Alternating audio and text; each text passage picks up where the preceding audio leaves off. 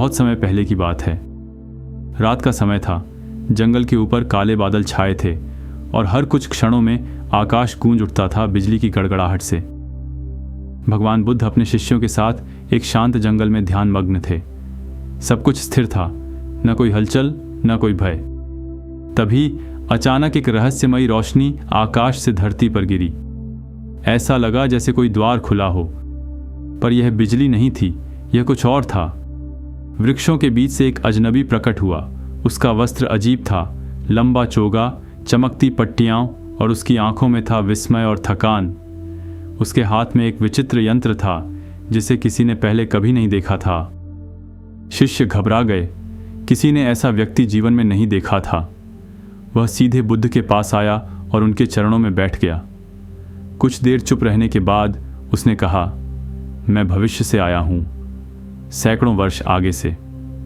चारों ओर मौन छा गया। बुद्ध शांत थे। उनके चेहरे पर कोई आश्चर्य नहीं था, लेकिन शिष्य चकित थे। भविष्य, समय, यात्रा, यह कोई कल्पना है या सच? अजनबी का चेहरा गंभीर था। उसने अपनी आंखें मूई और एक गहरी सांस ली। उसने कहना शुरू किया, आपके समय की तुलना में हमारा संसार बहुत विकसित है। हमने मशीनों को सोचने लायक बना दिया है। लोग हवा में उड़ते हैं। हर प्रश्न का उत्तर बस एक यंत्र में छिपा है। दुनिया इतनी तेज है कि सब कुछ एक पल में बदल सकता है, लेकिन हम अंदर से टूट चुके हैं। हमें चैन नहीं मिलता। हम हमेशा किसी न किसी चीज के पीछे भागते रहते हैं। धन, सफलता, पहचान, लेकिन शांति वो कहीं नहीं मिलती। वह कुछ देर रुका, फिर बोला, मैं आपसे एक ही प्रश्न लेकर आया हूं। क्या आप मुझे वह एक बात बता सकते हैं जिसे मैं अपने युग में वापस ले जा सकूं? कोई ऐसा उत्तर जो हमारे दुख को समाप्त कर सके? बुद्ध ने उसकी ओर देखा, गहरी, स्थिर, मौन दृष्टि से, और फिर बहुत धीमे स्वर में बोले, भविष्य में जाकर तुमने जो पाया वो सब बाहर की चीजें थीं, लेकिन तुम्हारा प्रश्न भीतर से निकला है। तुमने समय को पार कर लिया, पर स्वयं को नहीं। तुमने संसार को बदल दिया, पर अपने मन को नहीं। वह यात्री कुछ कह नहीं सका, जैसे उसके भीतर कोई दरार सी पड़ गई हो।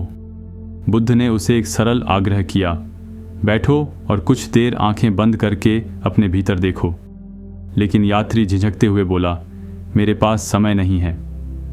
बुद्ध मुस्कुराए और बोले, यही तो कारण है कि तुम्हें शांति नहीं मिलती। जिसके पास समय नहीं है वह कभी वर्तमान को नहीं छू सकता। अजनबी हक्का बक्का रह गया। पहली बार उसने कोई यंत्र नहीं बल्कि खुद को देखना शुरू किया। कुछ देर वह स्थिर बैठा रहा। फिर बुद्ध बोले, शांति कोई वस्तु नहीं है जिसे तुम लेकर जा सको। वो एक अवस्था है जहां तुम हो ही नहीं, न अतीत न भविष्य, केवल मौन। तुम्हारा यंत्र तुम्हें समय में यात्रा करा सकता है, लेकिन ध्यान तुम्हें समय से बाहर ले जाता है। उन शब्दों का असर उसके चेहरे पर दिखने लगा। उसकी सांसें धीमी हो गईं और आंखों में एक नई चमक उतर आई। कुछ क्षणों बाद वह बोला, शायद यही उत्तर है कि कोई उत्तर नहीं है, केवल मौन है। वही मौन जो मैंने पहली बार यहां महसूस किया। बुद्ध ने सिर झुका लिया, जैसे किसी बच्चे ने पहली बार खुद से मिलना सीख लिया हो। अगली सुबह वह अजनबी फिर उसी चमकते द्वार से चला गया, लेकिन इस बार उसके कदमों में भागने की जल्दी नहीं थी।